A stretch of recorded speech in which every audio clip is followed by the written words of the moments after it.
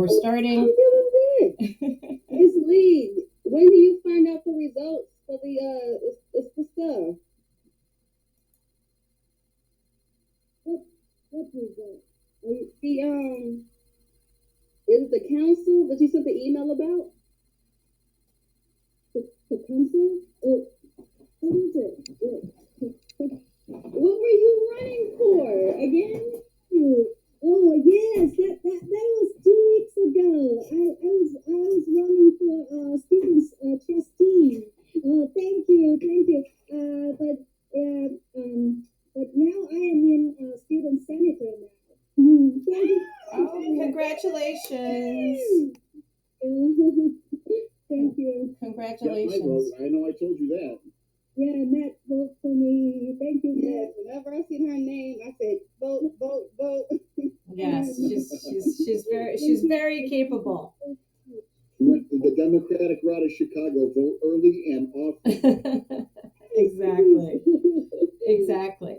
All right. So for this week, we're going to talk about a statute which is called the Emergency Planning and Community Right to Know Act, and the acronym for that is called EPCRA. Again, just rolls off your tongue. It's such a pretty sounding one. Um, and EPCRA is actually if part of the that's just like a little. It's about being prepared. That's the Boy Scouts motto. Um, and it's about planning, contingency planning. So I just thought that was a little funny thing. I'd be a dumbass if I didn't plan for every contingency. So it's part of these Sarah amendments, those 1986 Sarah amendments of Superfund. And really, what it does is it requires that statewide and community wide, everybody has a plan. God forbid there's some sort of spill, leakage, release of hazardous chemicals. Um, and we watched that video a couple of weeks ago about Bhopal, which was just horrid.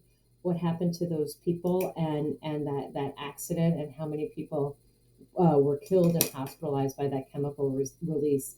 And then again, another Union Carbide factory in West Virginia this time had, again, like it was like the kind of the same footprint, the same design of the factory as the one in India, had a chemical release in 1985, and we'll go through that. I have some of those articles uh, posted in the module about the West Virginia chemical release. Um, so the our country is like, well, we don't want, and that one there were fewer deaths and fewer injuries, but like we don't want a Bhopal in our country. So we have to do something to make sure we are not caught unawares like they were in Bhopal. Um, so again, EPCR was created as part of those Superfund amendments in 1986. The acronym for that is SARA. That's actually a good acronym. Um, so it's not about what the EPA has to do. It's not about what chemical factories have to do, really, or a little bit, but it's more about what communities have to do, and making sure that communities are aware of hazards and potential spills and accidents in their communities. So they talk about emergency planning, um, communities having a right to know about what chemicals are housed or manufactured in their communities. Um, how in the event of a chemical release, how the first responders and the community are notified. Um, everybody has to be in compliance with the toxic chemical inventory requirements, like we talked about. What was that in Tosca 2 weeks ago? Um, Protecting our first responders. If they go in to a facility and they don't know what chemicals are stored there or manufactured there, they won't know what kind of equipment, protective equipment they need. Do they need respirators? Do they need, I don't know, other kinds of PPE or chemical protection, and the people who live nearby. How do we have to, what do we have to do to protect the people who live nearby these sites? Um, so if I am, Matt, this should probably be familiar to you. Do you know anything about uh, any experience with these, first responder, community, right to know kinds of stuff when you were working in the police force? Yes, and a couple times I was on ESDA, the response team for Mm-hmm. Emergency Service Disaster Act, Uh-huh. and I had to learn about the respirators and the evacuations and the Red Cross evacuations and the supplying the food, the water, the blankets, and all that. Right. Yeah. So that's kind of like right on point here. So like say you're a firefighter and there's a fire at a factory. It's important for the firefighter to know what's in that factory, right? Because like you treat chemical fires differently than like a straight fire, right? There's some chemicals that if you put water on it, it's going to, make it worse, right? We all know like a grease fire in our kitchen, you don't put water on it, or you have to put like baking soda or something like that because the water is not going to put out the fire. So it's giving the first responders, the firefighters, the police, the medical personnel information on what is there. So how to, if you're say a firefighter or a police officer, how to fix this problem, what do you have to do? Or if there are injuries, what do you have to do to treat an injury? So like, a burn versus a chemical burn. If you're a paramedic or, some sort of medical personnel on the scene. So one of the things that they use in EPCRA is this geographic information system, which helps you. Is that a question or is that somebody? No, I don't see anything in the chat. Okay. Somebody in or out. So the GIS helps you pinpoint the location of where the emergency is, and it has you like, okay, what's nearby? So if I have a call at a certain location, where's my nearest fire hydrant? What's the hospital I should go to? What is the nearest like police station, or maybe like a gymnasium in case you need to evacuate people, right? A place where people can go to be safe. So this is, I mean, it's not really that interesting when you go there to this website, which you can all go on your own.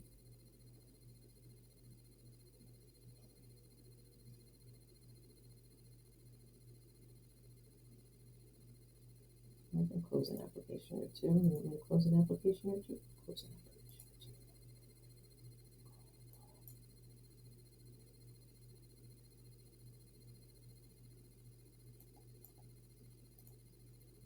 Okay, so this is, kind of what it looks like. This is in Arlington Heights. Um, it gives you some topographical map. It's not like in our world of Google Maps and everything, maybe it's not so crazy new, but you can find things like, from here you can find your hospitals, you can find your fire, go down, drill down to things like water sources, right? There's a lake or a pond that you could use, or a fire hydrant or things like that. So this is the village of Palatine GIS viewer. So that's like, our technology has made things easier to do this emergency planning, or in the, not even the planning, once an emergency happens, to do the logistics on that day. Other things like mobile weather technology, right? If we have something like a chemical release like they had in Bhopal, they know which direction the wind is going, how fast is it going. So what areas do we have to worry about evacuating, or, putting some sort of, making them put some sort of face coverings or masks on or something like that.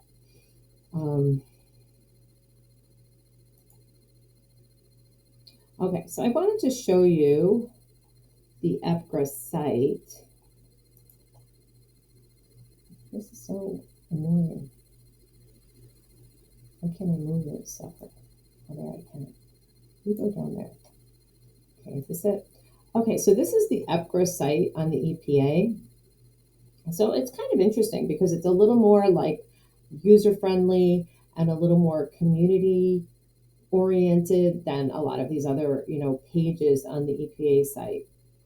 Um, so they have, and we'll talk about this as we go through the statute, but like the forms, this is for reporting releases and things like that, the tier one and the tier two um, forms and instructions.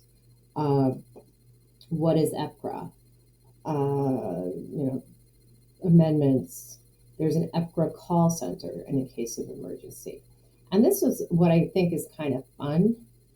Um, you can, go here, and I think this is your discussion board piece for this week, is find your local EPCRA committee and, and see what kind of plans are in place. So you have like every state has their own emergency response commission, which is this, it's CERC is the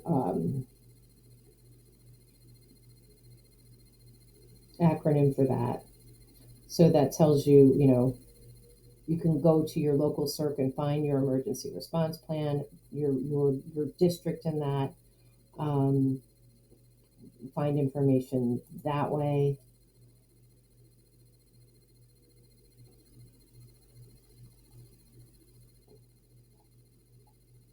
Okay, things to help you, a handbook, um, all sorts of, release notification, training. This might have been something that, maybe you had to be involved in at some point, Nat, like go through this training on, as you were saying, like the proper equipment and notification things. So that, it's just kind of more of an interesting practical page on one of the statutes than some of these other statutes that we've dealt with. Part of that that some people might not realize, if you haven't been trained, is also cold weather endurance training. Because if you're fighting a fire and it's a 5 alarm fire, you could be outside for a while directing traffic, crowd control, evacuating displaced people, and you have to worry about hypothermia for yourself and for all the people who are being evac out of there. In a fire or a big building, people run out barefoot. They could be sleeping. They don't think about I got my shoes, I have socks. Right, and you don't want them to think about that. You want them to be out of there. Right, and those needs have to be addressed. Mm-hmm. And what's going to happen when the firemen get cold, or let's say a guy has something wrong with his face and he can't shave all the time. If this gets wet, that in the winter it freezes, and that has to be addressed, or he's going to have ice on his direct skin. And those are all parts of the components or facets that were necessary to be trained in, because you don't think about that.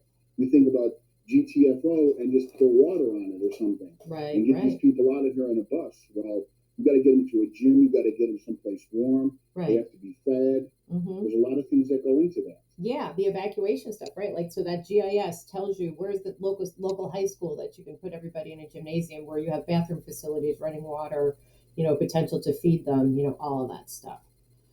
So I mean, it is like it's kind of a little more practical than or tangible for us than some of the other things that we have talked about. So this is just, me, and I love my funny videos. And this is all about emergency planning. I have an office video here.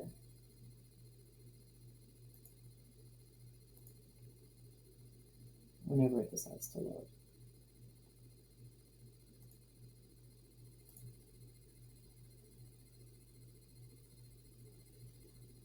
I'm going to pop the ad first, so I apologize for that. I'm trying to close a bunch of tabs.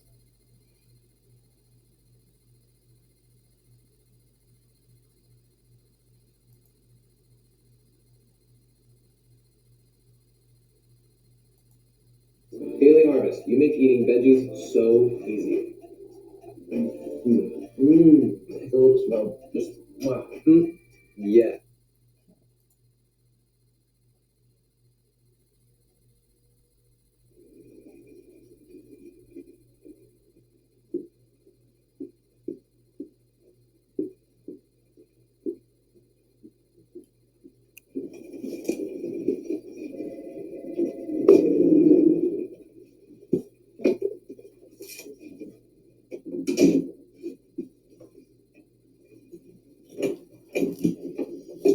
Last week I gave a fire safety talk, and nobody paid any attention. It's my own fault for using PowerPoint. PowerPoint is boring. People learn in lots of different ways, but experience is the best teacher.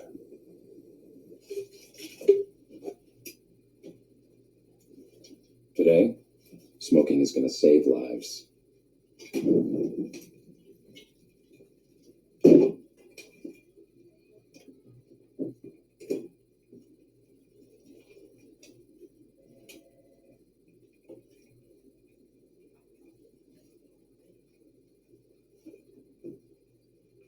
Does anyone smell anything smoky?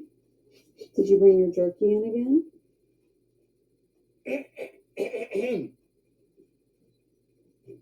Oh my god! Fire!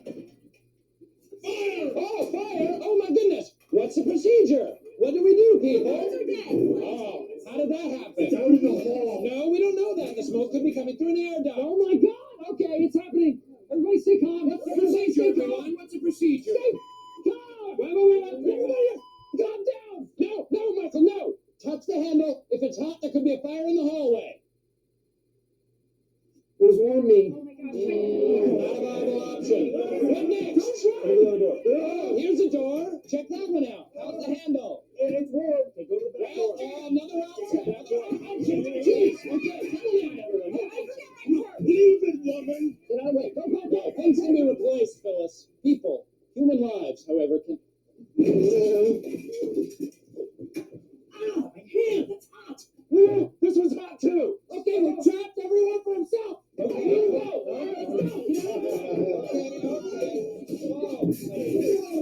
Have you ever seen a burn victim? Okay, procedure. Exit options. Where do we go, folks? Use a what to cover the mouth? A what? A rag. A damp rag, perhaps. Let's remember those procedures. What are the options? Okay, that's the wrong way. We've already tried that. Remember your exit points. Exit points, people. What's next? Huh? Stay alive. I'm getting help. Pull me out. You're too heavy. I only weigh 82 pounds. Say bandit. How about 911? Anyone? 911.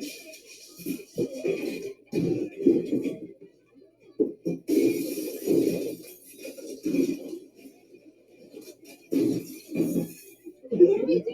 Use the surge of fear and adrenaline to sharpen your decision making. Okay, I am not dying yet.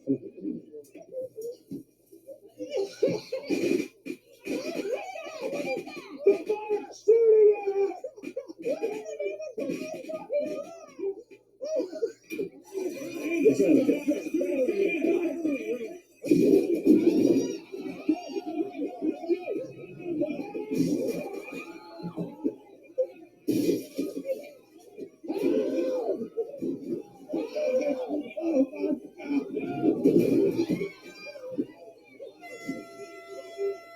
Attention! Employees of Dunder Mifflin! This has been a test of our emergency preparedness. There is no fire, it was only a simulation. What? Fire, not real, this was merely a training exercise. So, what have we learned? Oh, come on, it's not real, Stanley. Don't have a heart. No, we're not dying. Stanley, you will not die. Stanley, Iraq's president. You are black, Stanley. I'm gonna give him mouth to mouth. No, don't give him mouth to mouth for this. You swallow this up. Open your mouth. Swallow, don't swallow it. I advise, leave me alone. Save it.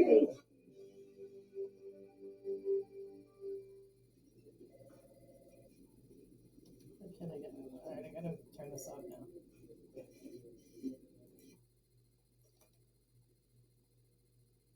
All right, that is like the funniest one ever.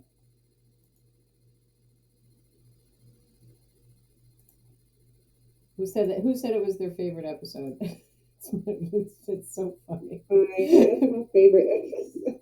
I can't like not laugh to that. That it's like so funny. So that's what Epcot is trying to avoid. Craziness like that.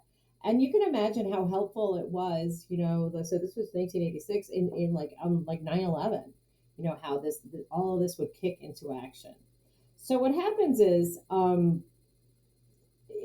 the governor of every state, so every state is kind of responsible for setting up their emergency planning. So this governor appoints what is called the State Emergency Response Commission, and which is the CERC. So they kind of make districts within the state. They have emergency planning districts, and the CERC also monitors whether or not they are complying with EPCRA, and they appoint what we call local emergency planning committees, right? So you have your CERC, which has the whole state, and within it, in these planning districts, you have your local emergency planning committee. So we have on Illinois, we have our little website on CERC.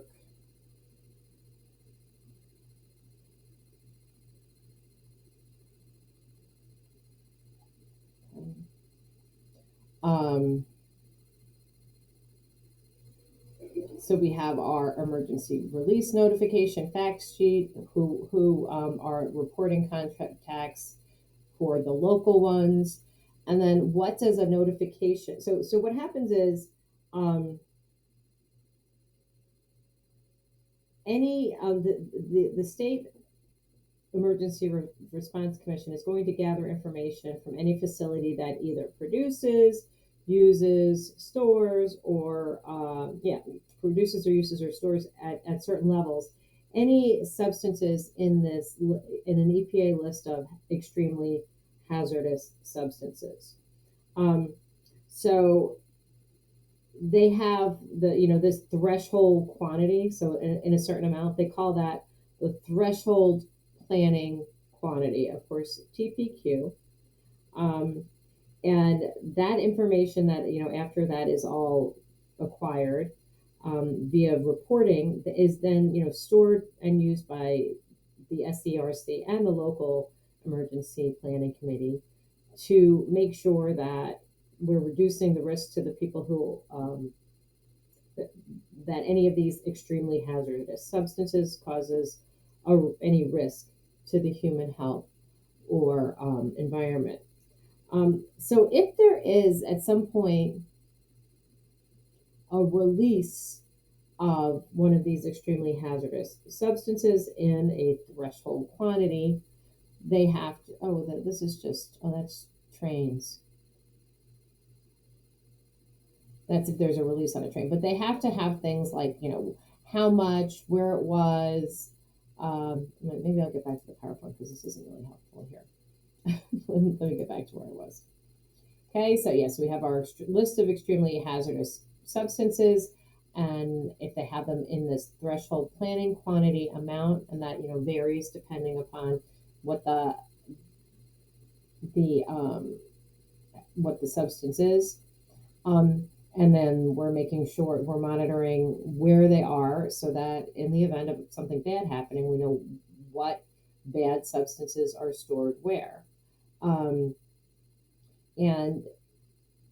any facility that has one of these extremely hazardous substances there has to have, like a Dwight, right? A facility emergency response coordinator. And they have to, come up with an emergency plan.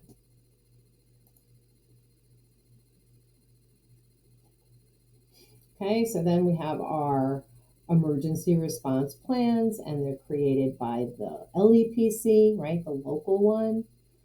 But any emergency response plan has to be approved by the state one, and they have to kind of coexist with nearby plans.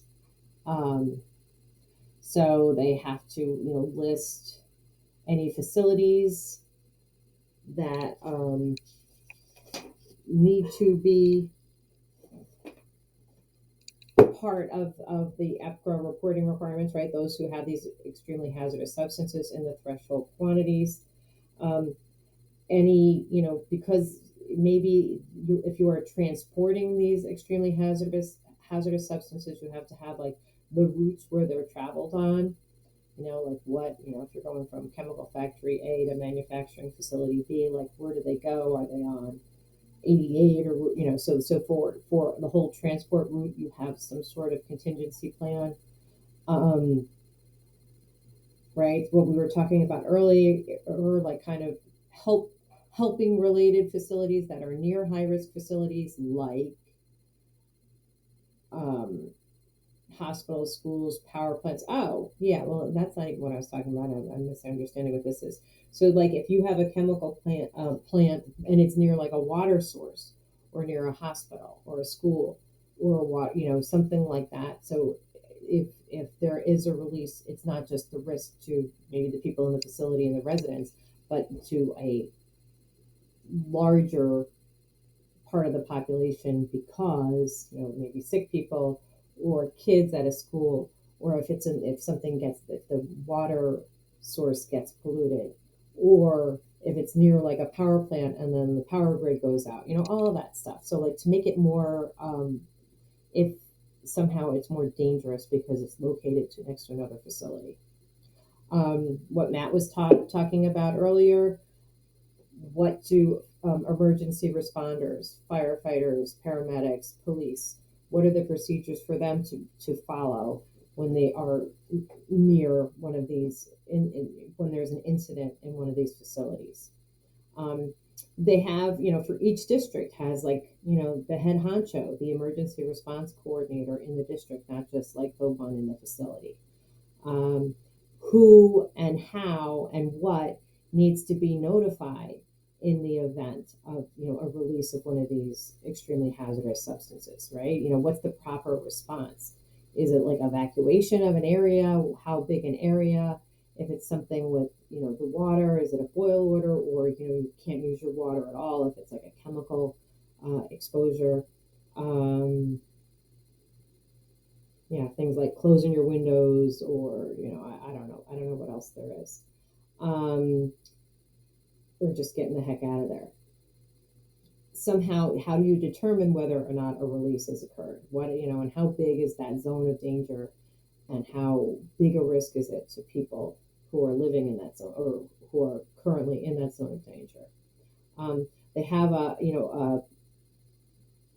list, what's the word I'm thinking of? An inventory of all the emergency equipment and personnel in the community. Like, okay, we have a firehouse here, we have a police department here. What equipment is there? Like for, like Matt was saying, like blankets, maybe some sort of emergency food source, things like that. And the training program that these, probably especially, police, firefighters, paramedics, what training programs do they have to go through? And they're going to have mock drills especially for like firefighters and police, to say like, okay, we're going to have a pretend chemical release. Have you ever participated in anything like that, Matt? Like a mock emergency thing?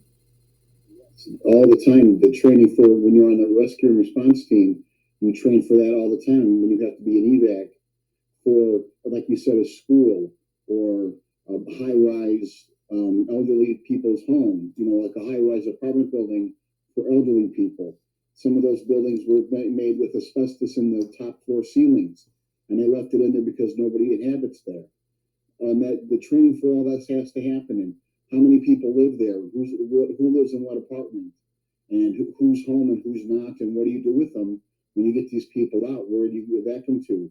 We kept saying schools, but also churches, gymnasiums, even health clubs now, because they're so big and they have so much space. Right. You can fit a lot of people in a basketball court if you have breakdown cots. Right. Because those have bathrooms, those have shower facilities, those have access to water. Mm-hmm. So you have to train all the time for that, to keep your skills sharp and to keep everybody working as a cohesive team, and knowing your role in that response team, and what you have to do. If you're the point person, if you're the support person, if you're on crowd control, if you're managing manpower control, making sure, okay, you've been out here for 15 or 20 minutes. Now you have to take a break and sit down in the warm car. And now you've got to rotate those people through to take care of their well-being and health. Right. It's a lot of administrative and a lot of logistics. Yeah, the logistics. That's what I was struggling for. The logistics of it all, and how to manage the people and make an accurate head count, and making sure that you don't have people with no socks and shoes on standing on the concrete. because people are fascinated by fire and they stand there and watch. Well, an elderly person who gets hypothermia could lose toes, Right. and that's very dangerous. Right. If the person has compromised health or diabetes, you got to get those people out of there with an accurate head count, someplace safe, someplace warm, with warm beverages. Those Red Cross blankets.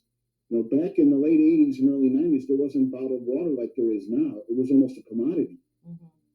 Nowadays, you can have a warehouse full of water and other things, toiletries that everybody uses toilet tissue. But we have to remember that any woman is also going to need certain kind of sanitary napkins, and those have to be provided also. You have to train where those are, how to get them, how to transport them timely. Right. Socks, shoes, slippers. So all that has to be trained all the time, twice a year to keep your certification up.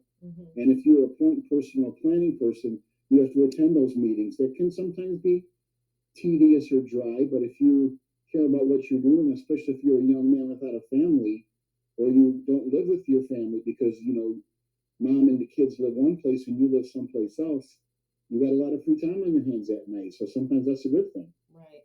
Keeps you out of trouble. Yeah, and then so all these things that matter. So that's kind of the purpose of this, is to come up with these plans so it's not like you're scrambling when there's an emergency situation.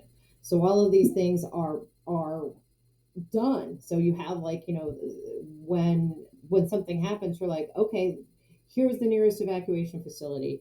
Here's you know, here's where supplies are. Here are, you know, we know that this is this chemical, and this is how the medical facility needs to treat these chemical burns in this situation. They have all that, so somebody's not coming into the emergency room and the doctors there don't know what they're exposed to, and you know what the risks are. So you know, and I think this is kind of like what our discussion group is, for you to find your local emergency response plan and see if it looks complete. So this is our Illinois Emergency Management, or Illinois SERC. Just keep trying to close tabs whenever it tells me. Yeah, so this is Illinois Emergency Management Agency. So yeah, like there's our training, licensing, accrediting, and you know, I guess even like the, you know, the COVID stuff is new. Okay, and then down here, right, we have this SCRC LEPC reporting, and that's all from this EPGRA statute. So we can find that there. So it's all, you know, it's all pretty accessible. So what, I think we just talked about this, right? Yeah. So, you know, things that are required and I think I got this from the EPA website, the required elements of a community emergency response plan. So we have to have, you know, the facilities and transportation routes where these hazardous substances are housed. What are the emergency response procedures either in that site or, you know, in the area around it? The community, we need a community emergency response coordinator and one in that facility, and hopefully somebody a little better at it than Dwight Schrute. The emergency notification procedures, you know, how to figure out the probable affected area, maybe, you know, looking at the weather patterns, but there has to be some sort of, you know, before it happens, they tell you how to determine who would be affected and the number of people if there's a release, our local emergency equipment. So those the things we were talking about a second ago are before you get the plan, right? All the, like the prep you need and all the information you need. And now that we have a description of what do we have in the facilities, what is your evacuation plan? You know, we don't live in a hurricane zone, but like when you're in Florida or the Carolinas, you always have that, like, you see the sign, this is, you know, hurricane evacuation route where you are, like it tells you where to go. And, you know, like you've probably seen it in like Florida, or especially in the Carolinas, like there's one road or down in the Keys, they have those big bridges, right? And they make them all go one way out of the Keys to get you evacuated, right? That's kind of like your evacuation plan. Your emergency responder training, like Matt participated in, and yeah, and and a schedule for tests. So a release notification, right? Worst thing has happened. There has been a release of one of these extremely hazardous substances that exceeds the reportable quantity, right? So we've learned about the Clean Air and the Clean Water Act and all that, and then there are some releases that are, oh yeah, Illinois has the tornado training. Good point, Matt. That in clean air and clean water, they might be able to release a certain amount of quantity under the permits, but so this would be something that's more than that. Something bad happens, and they have exceeded the reportable quantity of a release into the environment, and it's going to result somehow in exposure to humans either on the site. It says off-site, but if it's somebody employees that are being exposed to it, that's bad too. Okay, so these hazardous substances are the ones that are on that list of extremely hazardous substances, those EHSs, and those that in CERCLA, remember in CERCLA, they have those, there's a list of those that are subject to emergency notification. And again, there is a level for each of these substances called a reportable quantity. So something that, like, if it's released in this amount or larger, there is a risk to human health. So what happens if there is a release? Something bad happens. Holy cow! So the owner or operator, somebody on site, will immediately notify this local emergency planning commission's emergency response coordinator. Okay, so like, well, we have a release of such and such a chemical. So that is really like depending on the relationship and the proximity. They give them a call, they stop by, maybe they're on the radio. They might also, if this happens, have to go federal. They might have to call the National Response Center if this is something in the CERCLA list. But before you do that, right, you're not going to be like, oh wow, something really bad's happening. Let me go and find the phone number of this emergency response coordinator. You're going to call 911 first, right, and get the firefighters and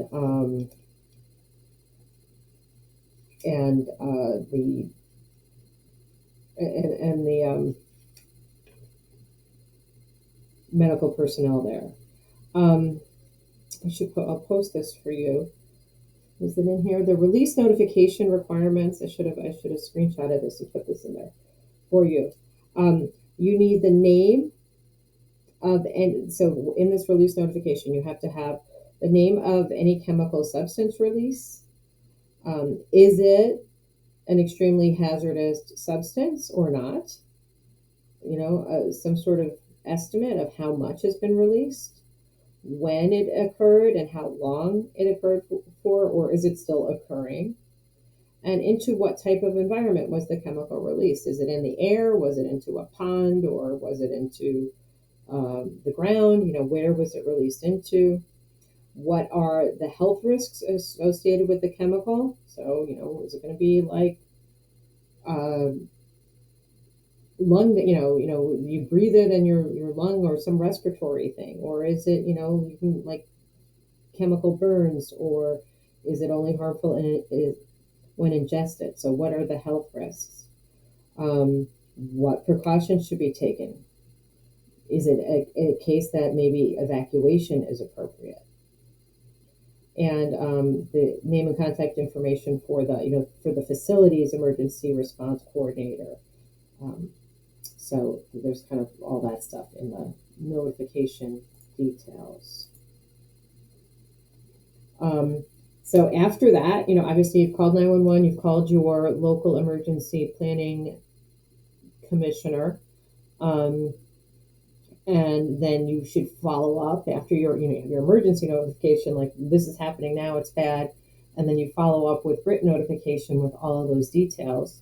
And then in your written notification, you're like, well, here's what we've done. We've called the firefighters, we put out the fire, or we're contains this release or whatever. Um, and then, in addition to giving written notification to the emergency response coordinator, you give it to the actual entire LEPC and the state emergency response commission. Okay, so that's like, something happens in a factory, that there is a release of a chemical, something like that happened in that West Virginia incident. Now this is like super dangerous, is when there is something that happens when one of these chemical substances is being transported. So like it's on a train, it's on a truck. And there are, kind of some different notification requirements, because, it's not like you're in a truck, you might not, like the local commission might not, know about this, right? It's not like, oh, we have this facility, we have this site. So it's just some random truck and there's a spill. So you kind of, your emergency notification works with a 911 call. I wonder if so this was just a year or two ago, where in Kenosha, there was a truck which was transporting ammonia that, turned over, and this ammonia was released into the air, and there were dozens of people hospitalized. Let's see if it's still, anhydrous ammonia leak in Beach Park, Illinois. So that's like, northern Illinois, like near Kenosha, Wisconsin. So dozens of people went to the hospital. 7 people were critical condition. So what happened? Oh. It's fertilizer. I don't really want to be subscribed to the Kenosha News. Sorry, I'm sure it's a lovely organization. So that was like the ammonia stuff is from fertilizer, and there was a truck that got into an accident. I don't know how I get that. I guess I watched it. Anywho, I don't want to be back to the homepage. It's not going to give me that information. But it was like just a couple of years ago, and I posted right about when I was teaching this, and I was like, oh, that's exactly what we're talking about. So the tanks, these fertilizer tanks were being transported, and anyway, so that's just an example of a transportation related release. And then, so your emergency notification, you're good with your 911 call. So we had 2 kinds of releases so far: the emergency release, where we call 911, and then we call our LEPC coordinator. Then a transportation release, our notification requirements are good when we call 911. Then you have this like continuous release. Okay, so it's something that keeps going on. That is either it's continuing to happen, like there's this leak that you can't stop, or that somehow it happens periodically, it's anticipated, somehow incidental to the normal operations. So if you kind of like always have a bitty bit of a leak, out of your facility. I don't know if any of you guys have ever been in a distillery, like where they make whiskey or scotch. My husband loves to go to those facilities. But you go in and, it smells like booze, right? Even though the alcohol is being stored in these like barrels or casks, right? And they call that, so, there's an evaporation aspect to it, where it kind of goes into the air, and they call that the angel share of the whiskey or whatever. So if you have, say, you're making a chemical, and then just by part of the regular manufacturing process, a little goes into the air, that might be an example of a continuous release. So it's a continuous release in stable and quantity and rate, and reduced reporting requirements. There will be reduced reporting requirements under EPCRA, just because it's predictable, and hopefully it's like not that much. But you do have to, call your national response coordinator under CERCLA, and under EPCRA, you have to make sure that the state and the local emergency planning commissions are notified.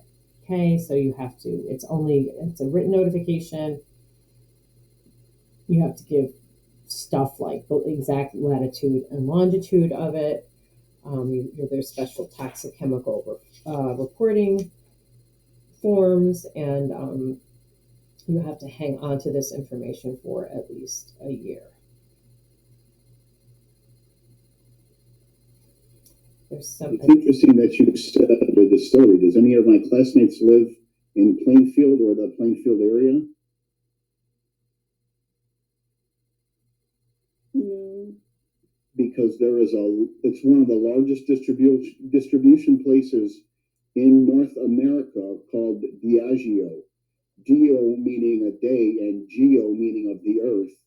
And it is the only place that's bigger in North America is in Golden, Colorado, where they bottle beer individually. This place makes all the whiskey, vodka. It is unbelievably huge. It's the largest tax base in Will County. And interestingly enough, the fire department's right across the street. and like I said, this place is unbelievably large. It would take 2 hours to walk around it. And just the odor that you talked about, the smell. The angel share, yeah. Out of your hair. It's so sticky sweet. It's nauseating. And from the outside, you would have no idea what's going on in there. But the huge tanks and the sugar trucks and the corn syrup and the storing of all the trucks, because it runs 24 hours a day, they're making booze there. Right. And distributing it all over the place. So right. You wouldn't think so, but it's right there in Plainfield. Right. Well, and it is funny, things that you don't even think of. Like, I used to live in Oak Park, and the Ferrara candy factory was there. And on certain days, you could smell lemon heads. Or in Chicago, I lived near a tannery. And depending where the wind was blowing, what you smell. So that would be, I don't know if those are extremely hazardous. I don't think lemon drops are extremely hazardous substances, but if it was something like a chemical, so that would be an example of a continuing release. But I bet you those distilleries, they have to have this emergency planning stuff because the alcohol is flammable, right? So, you have to have special procedures in place for storing, especially like tequila, the pure alcohols like tequila, vodka, whiskey, things like that. That place is so large. It has its own train station stop that stops in its property. Oh, like the freight trains, yeah. 190 proof ethanol alcohol in there that it later flavors and perfumes and does all that frou-frou stuff too. Yeah, crazy. Yeah. Where's that? That's where it's in Plainfield, you said? It's in Plainfield, right? It's in between Route 59. If you're going south, Route 59, it stretches all the way to Route 30. Wow. It is huge. And they have plants and storage facilities across the street. And just in a barbed wire, like holding area of it's probably an acre size of just nothing but semis full of alcohol and empties that have come back. They have to be scrubbed out. Yeah. It's unbelievably large. And from the outside, like I said, you have no idea what's going on in there. Yeah, unless you smelled it, right? Yeah. So what are the parts of EPCRA, right? So part of it is that the people who need to know have the information, like your emergency responders and like the logistics type. But also part of it is that the community has a right to know that these facilities are in the area or these extremely hazardous substances are somewhere near you. So they have a section that is called the Community Right to Know requirements. So the facilities, so this is like a burden on the facilities, they have to give to your local planning commission, your state planning commission, and your local fire department a list of any of these hazardous chemicals that exist at the facility in those required threshold quantities. And they have to give the name of the chemical. They also have to show where the chemical is stored in the facility. Maybe that's on the next screen. But they have to give, they have hazards. Okay, is it an immediate hazard, like highly toxic, like it'll kill you? Is it corrosive, like it's going to burn your skin off, or something like that? Is it a delayed health hazard like continuous exposure can give you cancer? Is it flammable? Or, say if there's heat or pressure, something that, acted upon it is going to create a hazard. So they have to give that to your local fire department. So again, if something happens and the firefighters are in there, they know how to abate this risk. If there's a fire, how to stop the fire, right? You don't put like water on a chemical fire. There are other, other means. So a facility maybe provide what we call material safety data sheets, which is the information about the chemical and the process. What is the chemical? What's the hazards, and how you're supposed to properly care and handle it. And if it's a mixture, right? So the chemical mixed with something else. The threshold quantities is not like, oh well, only point blah blah blah blah blah of this mixture is hazardous. The amount of the whole mixture is the threshold quantity.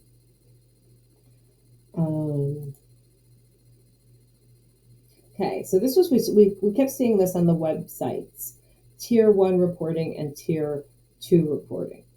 So Tier 1 reporting, the facility owner has to give you the estimate of the maximum amount of these hazardous chemicals in each category that are at the facility at any time during like last year. So it's not like they have to like every week tell you how much is on it. They're looking at last year's numbers and give you the estimate of what was the worst day of your the presence of these chemicals in your facility last year. And then we're like, okay, what's our estimate of daily quantity of hazardous chemicals? And again, I just talked about this last slide, but where in the facility? So if we have one shed where all these hazardous chemicals are, and then there's an incident in that shed, like the firefighters know, oh, we have to be careful. This is where the hazardous chemicals are. And that Tier 1 reporting is given to the SCRC and the LEPC, and we can find that we have access to it. We as the public have access to that information. So remember when I was looking at all those websites, they're like Tier 1 reporting, right? Like, so that is our information that we can look at and we can see, well, what do we have to worry about it? And then they also advise emergency responders of the locations of the hazards of these chemicals. One of the things you have to worry about, here it is, about is like sabotage and things like that with this Tier 1 reporting. So if like, terrorist one knows that like all these chemical things are located in this shed, you have to worry about them, trying to cause trouble about that. So anywho, so Tier 2 reporting doesn't go to the public. So, tier 1 is like, okay, we know that these things are at the facility, and it kind of says like, all right, well, shed 1 is this kind of chemical, shed 2, but the more precise location, because we worry about things like, bad doers, maldoers, bad people causing mayhem. The specific location is at Tier 2 reporting, which only goes to the committees and the local fire department. So it's available to the committees and the fire department, but the public, and not to the public, because the chemical location info might be confidential, just because of for safety concerns for bad people trying to cause bad things to happen. Okay, so that's the community right to know. So that's the Tier 1 and the Tier 2 reporting. Remember, Tier 2 only goes to the firefighter, the first responders, and the the committees, the state and local committee, because we worry about, security. Okay. What time are we at? We're at 7:30, so we'll stop for our break now and come back at 7:40. Okay? 7:40 sounds good. Thank you. All right, bye.